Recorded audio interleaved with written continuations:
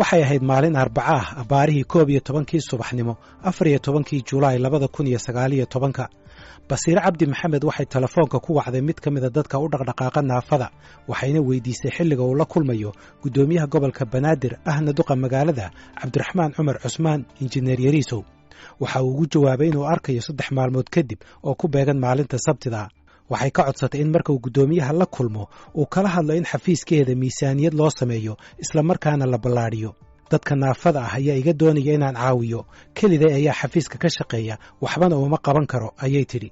abaarihii 1 duhurnimo ee maalintaasi Basiira waxay gashay xarunta gobolka Banaadir ku dhawaad 4:00 galabnimona waxa qolka shirarka ee gobolka ka dhacay qarax xoogan qaraxaasi waxa ku dhintay 6 ka tirsan mas'uuliyiinta gobolka Banaadir goor dambana waxa u dhintay 2 qof oo ku jiro gudoomiyihii gobolka ee duqa magaalada Muqdisho Allaha u naxariistay injineer Cabdiraxmaan Cumar Cusmaan Yariisow liibaan oo ah magacaan ugu yeerayo mas'uulkii ay subaxdaasi la hadashay Basiira waxa uu maqlay qarax inuu ka dhacay gobolka Banaadir isla galabnimadii habeenkiina waxa loo sheegay in la yahay Basiiro loona malaynayo inay qaraxaasi ka dambeysay liibaan waxa uu qaadan waayay in gabadhii kala hadlaysa danta guud ay isqarxisay shaki ayaana galay laabtiisa haddana waxa uu isweydiiyey in ujeedada ay u soo wacday ay ahayd marin habaabin si uu uga sheekeeyo sida uu haddaba ugu warramayo galka baarista qaraxaasi waxaa markiiba ku dhintay 6 ka tirsan saraakiisha gobolka toddobaad kadibna waxaa dhaawacii soo gaaray u geeriyooday gudoomiyihii gobolka Banaadir Allaha u naxariistay Cabdiraxmaan Cumar Cusmaan Cabdiraxmaan Yariisow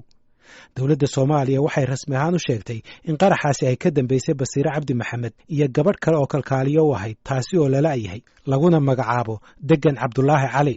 su'aalaha ay dad badan isweydiinayeen ayaa haddaba ah sidee ayay Basiire Cabdi Maxamed shaqo uga heshay gobolka Banaadir yaa u geeyay gudoomiyaha gobolka Banaadir si uu shaqo u siiyo maxaa muujinaya in gabadhan ay xiriir la lahayd ururka Al-Shabaab iyo su'aalo kale galka baaristu waxa uu isku dayayaa inuu ka jawaabo su'aalahaas iyo kuwa kale bishii December 2011 Basiire Cabdi Maxamed waxay iska diiwaan gelisay iskuulka Al-Nuur ee dadka naafada ka ah aragga ay wax ku bartaan waxay xilligaasi gashay fasalka 2 waxaana la barayay farta ay wax ku akhriyaan dadka aragga la magaca isku diiwaan gelisay waxa uu ahaa Basiire Cabdi Maxamed waxa galka baaristu uu xaqiijiyay in magaceeda dhabta ah uu yahay Maryan Cabdiraxmaan Maxamed Abikar markii ay iskuulka gashay waxay bilowday firfircooni waxay munaasabadaha iskuulka ka tirin jirtay gabayo buraanburo waxayna ahayd qof soo jiidasho leh sida uu galka baarista u sheegay mid ka mid ah macallimiintii wax u dhigi jirtay bishii May 2014 waxay ka wareegtay iskuulka Al-Nuur kadib markii ay baratay farta wax lagu akhriyo ee loo yaqaan Braille-ka waxayna markaas u sheegtay maamulka inay tagayso iskuul ay dhigtaan dadka waaweyn waxay bilowday firfircooni iyo inay dhex gasho bulshada waxay xubin ka noqotay guddiga dadka naafada ah sanadkii ku xigay ee 2015 horaantiisii waxay aasaastay ururka horumarinta haweenka oo lagu magacaabo Sawdo bishii Maarso 23keedii 2015 waxay kulan la yeelatay madaxweynihii xilligaasi Xasan Sheekh Maxamuud xubnaha dadka naafada ah oo ay ku jirto Basiire Cabdi Maxamed ayaa ka codsaday madaxweyne Xasan Sheekh Maxamuud 4 qodob oo kala ah inay Soomaaliya saxeexdo xeerka caalamiga ah ee xuquuqda aadanaha in xafiis laga siiyo dadka naafada ah madaxtooyada Soomaaliya in la dedejiyo sharciga naafada Soomaaliya iyo in la qabto shirweyne qaran oo dadka naafada ah oo gobolada oo dhan ay ka wada qayb galaan madaxweyne Xasan Sheekh Maxamuud waxa uu 4taasi qodob ka hirgeliyay mid ka mid ah kaasi oo ahaa inuu dadka naafada xafiis ka siiyo madaxtooyada iyadoo 3 kale ay harsan yihiin ayuu xafiiska ka tagay markii ay dhalatay dawladda cusub dadka u dhaqdhaqaaqa naafada waxay si anba qaadeen ololahoodii ay ku soo dhacsanayeen xuquuqdooda isla markii lagu dhawaaqay golaha wasiirada waxay kulan la yeesheen ra'iisul wasaaraha Soomaaliya Xasan Cali Khayre waxaana kulankaasi uu qayb ka ahaa mid uu ra'iisul wasaaruhu kula kulmayay bulshada rayidka ah iyo dad kale oo waxgarad ah kulankaasina waxa uu dhacay bartamihii 2017 waxa ay shirkaasi ugu sheegeen ra'iisul wasaaraha inay doonayaan xaqooda inay ka helaan dawladda cusub iyo gobolka Banaadir sida uu sheegay mid ka mid ah mas'uuliyiinta naafada oo shirkaasi joogay bishii Juulaay ee sanadkaas iyadoo la daba socdo kulankii xafiiska ra'iisul wasaaraha waxa mas'uuliyiinta naafada ay kulan la yeesheen wasiirkii warfaafinta injineer Cabdiraxmaan Cumar Cusmaan kulankaasi oo ka dhacay xarunta wasaaradda warfaafinta waxayna kala hadleen sidii barnaamij ka hadlaya dhibaatada haysata dadka naafada ah looga sii deyn lahaa warbaahinta dawladda waxaa la isku soo qaaday barnaamij toddobaadle ah in loo sameeyo dadka naafada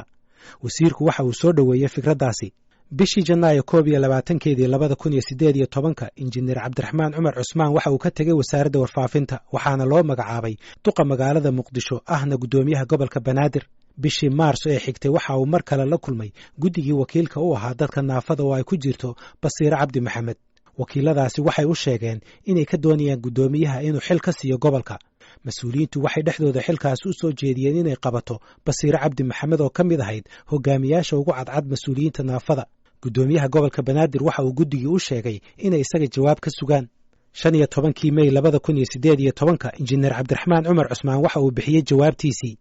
waxaana uu wareegto ku magacaabay Basiire Cabdi Maxamed inay noqoto xiriiryaha arrimaha dadka naafada ee gobolka Banaadir. waraysi ay siisay Basiire Cabdi Maxamed idaacadda Mustaqbal ee magaalada Muqdisho ayay kaga hadashay xilkaasi loo magacaabay. arrintan waxaa la iigu dhawaaqay ama xilkan oo ay dekreetada soo baxday 15 May ay soo baxday. fursado badanna way noo saamaxeen.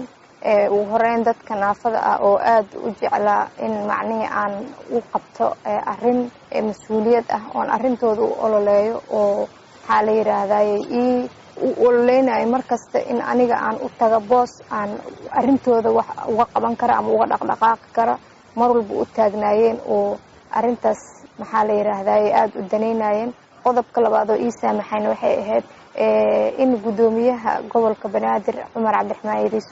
Cabdiraxmaan Cumar Yariiso guddoomiyaha gobolka Banaadir duqa magaaladana ah in waxa la yiraahdaa ay ahayd xilli isaga oo xilka haayay asigana uu ahaa qof mar walba arrimaha naafada aad u jecel. hadduu wasiir ahaa iyo hadduu guddoomiyaha gobolka Banaadir yahayba mar walba naafada xilli kasta qof la fariisto arrimahoodana aad u daneeyo ahaa. bishii Juun 30 2018 madaxweynaha Jamhuuriyadda Soomaaliya Maxamed Cabdullaahi Farmaajo ayaa xafiiskiisa ku qaabilay xubno ka mid ah dalladda ururada naafada kuwaasi oo u doodaya xuquuqda dadka naafada ah. mas-uuliyiinta naafada ee kulankaasi ka qayb galay waxaa ka mid ahayd Basiire Cabdi Maxamed. waxay dhinaca bidix ka fadhiday madaxweynaha, waxaana iyada iyo madaxweynaha u dhaxeeyay oo kaliya wasiirka haweenka iyo horumarinta xuquuqda aadanaha Deeqa Yaasiin. bishii Disembar 31 2018 madaxweynaha Soomaaliya Maxamed Cabdullaahi Farmaajo waxa uu saxeexay sharci lagu aasaasayo hay'adda naafada qaranka. safka hore dadkii fadhiyay waxaa ka mid ahayd Basiire Cabdi Maxamed. madaxweynuhu waxa uu hadalkiisa kaga hadlay sida loogu baahan yahay in wax loo qabto dadka baahiyaha gaarka ah qaba, gaar ahaan dhinaca shaqooyinka. ahmiyadda uu leeyahay sharcigan runtii waa ahmiyad aad iyo aad u weyn oo ugu horeyso inaan daryeelno dadkeenna tabaalaysan, dadkeena naafada ah inaan daryeelno oo aan ka warqabno oo aan u naxariisanno siduu ilaahay noogu naxariisto. waxaa intaas dheer oo loo baahan yahay inaan u xaqiijinno waxbarashadooda, caafimaadkooda iyo daryeelkooda bulshada ee guud oo aan gaarsiino maxaan ku rahdaa daryeelkooda aan gaarsiino oo intaasna aan ku darno inaan si gaar ah haddii ay tacliintooda dhammaystaan iyo waxbarashadooda dhammaystaan inaan xaqiijinno in ay dowladda dhexdeeda ka helaan miisaan, inay ka helaan koota waxa la yiraahdo qayb ay ka helaan in la shaqaaleeyo. 24 Juulaay waxaa qarax ka dhacay gobolka Banaadir.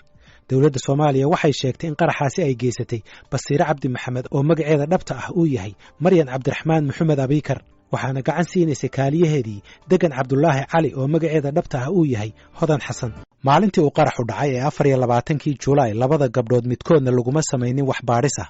sida ay sheegeen laamaha amniga. sidoo kale ma aysan ahayn dadka kaliya ee maalintaas galay xarunta gobolka Banaadir ee aan baaritaanka marin. dowladda Soomaaliyana ilaa haatan ma aysan shaacinin in cid loo ciqaabay guuldarradaasi dhinaca amniga. haddaba maxaa laga ogyahay baaritaanka ku saabsan weerarkaasi? dabayaaqadii bishii May 2019 Basiire Cabdi Maxamed iyo kaaliyaheeda Degan Cabdullaahi Cali waxay qaateen 2 fasax oo isdaba yaala. fasaxa waxaa ku horreysay Degan Cabdullaahi Cali oo muddo bilo ah la shaqaynaysay Basiire Cabdi Maxamed oo iyadu shaqada keentay. isla bishaas gudaheed waxaa iyaduna fasax qaadatay Basiire Cabdi Maxamed, waxayna soo laabatay maalmo ka hor dabaaldegii 26 Juun. mas-uuliyiinta amnigu waxay sheegeen in labada gabdhoodba ay xilligan u safreen dhulka ay al-shabaab ka taliyaan. sarkaal sare oo ka tirsan nabad sugidda Soomaaliya waxa uu ii sheegay in guddoomiyaha gobolka Banaadir uu dhaqaale dhan $10,000 siiyey Basiire Cabdi Maxamed kadib markii ay u sheegtay inay caafimaad ugu safrayso dalka Hindiya. inay Hindiya u safrayso waxay sidoo kale u sheegtay ugu yaraan 2 qof oo la hadlay galka baarista. hase yeeshee baaritaankii la sameeyey waxaa caddaatay inaysan waddanka ka bixin, loona badinayo inay u safartay deegaanka Toorotorow ee gobolka Shabeellada Hoose oo ay gacanta ku hayaan ururka al-shabaab. Basiire markii ay fasaxa ka soo laabatay waxay si weyn ugu dadaashay inay ka qayb gasho munaasabadihii xorriyadda ee 26 Juun iyo 1 Juulaay. mid ka mid ah saraakiisha amnigu waxa uu ii sheegay inay ka qayb gashay munaasabadii hore ee 26 Juun. waxaan weli caddayn inay ka qayb gashay munaasabadda labaad ee 1 Juulaay sidoo kale waxaan weli sugnayn inay doonayso inay bartilmaameedsato madaxweynaha Soomaaliya oo ka qayb galay labada munaasabadoodba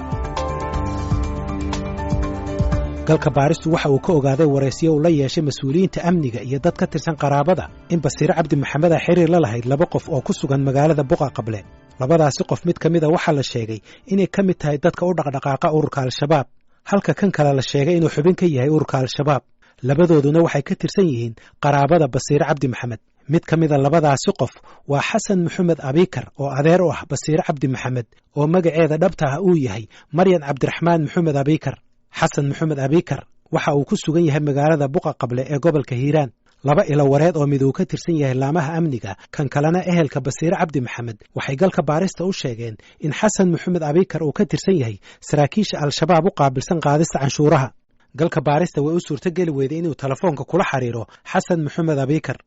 sidoo kale laba kamid ah ehelada Basiir waxay galka baarista u sheegeen in hooyadeed lagu magacaabo Faadumo Cali Abikar ayna ku magac dheer tahay Shiino waxay ku nooshahay magaalada Buqa Qable ee gobolka Hiiraan oo ay gacanta ku hayaan maleeshiyada ururka Al-Shabaab labadaasi qof waxay sidoo kale galka baarista u sheegeen in hooyadeed ay kamid tahay dadka u dhaqdhaqaaqa xarakada sida ay hadalka u dhigeen una abaabula taageerada dumarka iyo ururinta taakulaynta mid kamid ah ehelada Basiir waxa uu galka baarista u sheegay in hadda ka hor Basiir uu soo doonay inay isku barteen magaalada Muqdisho balse hooyadeed ay diiday iyadoo ku adkaysatay inuusan gabadheeda guursanayn nin aysan ka soo ureyn rasaasta mujaahidiinta sida uu hadalka u dhigay qof saddexaad oo kamid ah ehelka Basiir Cabdi Maxamed wuxuu galka baarista u sheegay in hooyadeed ay kamid tahay dadka naafada ka ah dhinaca aragga mar aan weydiiyey hooyadeed inay u dhaqdhaqaaqdo ururka Al-Shabaab waxa uu ku jawaabay deegaanka dadka jooga haddii aysan saameyn ku lahayn waxba kuma ogi Basiir aabaheed Cabdiraxmaan Maxamed Abikar waxa la sheegay inuusan ku noolayn dhulka ay ka taliso ururka Al-Shabaab isla markaana uusan qayb badan ku lahayn nolosha iyo duruufaha qoyska ku nool Buqa Qable galka baarista waxa uu helay xiriirka aabaha Basiir Cabdiraxmaan Maxamed Abikar hase yeeshee lagama jawaabin telefoonkiisa galka baaristu waxa kale oo la xiriiray xubin kale oo ka tirsan ehelka oo ii sheegay sidan qoysku shaqada gabadha kuma ogeyn sidoo kale laguma ogeyn inay urur ka tirsan tahay dhacdadan waxay ahayd wax hal mar ah oo aan annaga oo dhan aad ula yaabnay qoysku ma oga inay Al-Shabaab ka tirsanayd ilaa haatanna ma hayno wax caddaynaya inay Al-Shabaab ka tirsanayd waxaan weydiiyey su'aal ahayd inay xiriir la lahayd dad ka tirsan Al-Shabaab iyo in kale waxaana uu ku jawaabay maya wax iyada u qarsoon ma ogaan karno laakiin annaga qoys ahaan waxaan ku ogeyn ma jirto mas'uuliyiinta dawladda Soomaaliya waxay ii sheegeen in weli ay baaritaan ku wadaan sidii uu qaraxaasi u dhacay hase yeeshee ilaa haatan dadka la xiray su'aalana la weydiiyey waxaa ku jira Cabdulaahi Cabdiraxmaan Maxamed oo xiran muddo 50 maalmood ah Cabdulaahi waxa uu la dhashay Basiir haddii haddaba Basiir ay ka tirsanayd ururka Al-Shabaab ilaa haatan ma cadda xilliga ay ku biirtay ururkaas sidoo kale ma cadda xilliga rasmi ahaan loo tashkiiliyey sidoo kale ma jiraan cadeymo qayaxan oo muujinaya inay xubin ka ahayd ururkaasi hase yeeshee ehelada Basiir ma aysan beenin warka dawladda Soomaaliya ee ah inay qaraxaasi ka dambeysay Basiir Cabdi Maxamed waxa da'deeda lagu qiyaasay 26 sano jir waana mid kamid ah 16 carruur ah oo uu dhalay Cabdiraxmaan Maxamed Abikar kuwaas oo isugu jira 6 gabdhood iyo 10 wiil oo ay kala dhaleen laba xaas Basiir waxay ahayd gabadh ay ixtiraamaan isla markaana ay caawiyaan wasiiro xildhibaano iyo xubno firfircoon oo bulshada ka tirsan waxay dadka yaqaanaa ii sheegeen inaysan ahayn qof laga shakin karo xildhibaan Farxiye Muumin Cali waxay kamid ahayd xildhibaano badan oo ay soo jiidatay Basiir iskuna dayay inay wax kula qabtaan hawlihii ay u haysay dadka naafada ah darteed Basiir waxaan aniga mar la kulmay 6 sano ka hor maraa imaaday oo aan la kulmayay dadka maaragtay aad u firfircoon civil society-ga meeshaas ku jirtay waana 6 sano ka hor oo aan kula kulmay xamar bal munaasabada aad ku kulanteen ama qaabka aad u kulanteen wax xiriga sheekay oo markaas waxaan ka soo baxnay transition-ka laga soo baxay waxaana loo baahnaa bal in la arko sidee aan dawlad wanaag u sameyn karnaa oo dawladii iyo qaybaheedii kala duwan loo kaalmeyn karaa oo loo soo dhisi karaa institutionadeeni burburay sidaasa waxaa loola kulmayay civil society oo kala duwan iyadana kaasay kamid ahayd wax aad la qabatay oo idin dhex maray hawla ama aad ku gargaartay ma jiraan ama shaqo isugu timaadeen shaqo gooni oo isugu imaana ma jirto laakiin shaqooyin badan meelo badan oo iyada ay ka qayb galaysa ama lagu soo casuumay oo ama wacyigelin laga bixinayay ama hawlo kale laga qabanayay way jirtaa laakiin waa mar hore hadda ma detailkiisii wixiisi dhan ma ku siin karo runtii shakhsiyaddeeda wax iiga sheeg qof ahaan iyo aqoonta aad u lahayd intaa taqaanay. runtii aqoon fog umaana lahayn, magaceeda hore oo loogu yeero oo keliya Basiiro ah wax loogu daro ma garanaynin. markii lagula kulmo meelaha ama shirarka ama meelo kale lagula kulmo ay hadlayso oo khudbad la siiyo, runtii waxay ahayd qof dhalinyaro ah, qof firfircoon, runtii qof haddana disable ah, gabarna ah. intaas markay isku darsatay runtii oo qof codkar ahna ay tahay oo holi og waxa ay rabto iyo waxa ay doonayso sheegi karto. runtii waxaa isku dayaysaa inaad haddii aad awooddo si uun aada u caawiso si ay ugu noqoto dadka kaleeto tusaale wanaagsan ugu noqoto oo loo arkay in aadan u xayirnaaneen haddaa indha la-dahay, dhiga la-dahay, luga la-dahay, aada shaqaysan karto, wax qaban karto, caawin kartana dadka adiga kula mida. runtii intaasoo sifo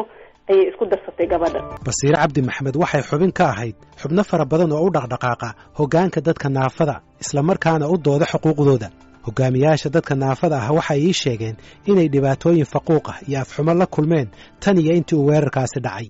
hogaamiyaasha naafadu waxay sidoo kale ammaaneen guddoomiyihii gobolka Banaadir allaha u naxariistee Cabdiraxmaan Cumar Cusmaan Injineer Yariisow oo ay sheegeen inuu ka mid ahaa 2 saaxiib oo waaweyn oo ay ku lahaayeen dowladda Soomaaliya. saaxiibka labaad waxa uu ahaa wasiirkii dastuurka Cabdiraxmaan Xoosh Jibriil oo xanuun u geeriyooday bishii Maarso ee sanadkan. waxay sheegeen hogaamiyaasha naafadu in Yariisow uu ahaa saaxiib u caawiya siyaabo badan oo ay ka mid yihiin dhaqaale ahaan, iyo inuu ahaa qofka ugu horreeya ee ka soo qayb gala munaasabadahooda looga hadlayo xuquuqda dadka naafada ah. waxay ii sheegeen inuu dhibana u yahay naxariistii uu geystay. waxay ugu baaqeen dowladda Soomaaliya inay dib ugu laabtaan wax u qabashada dadka naafada ah,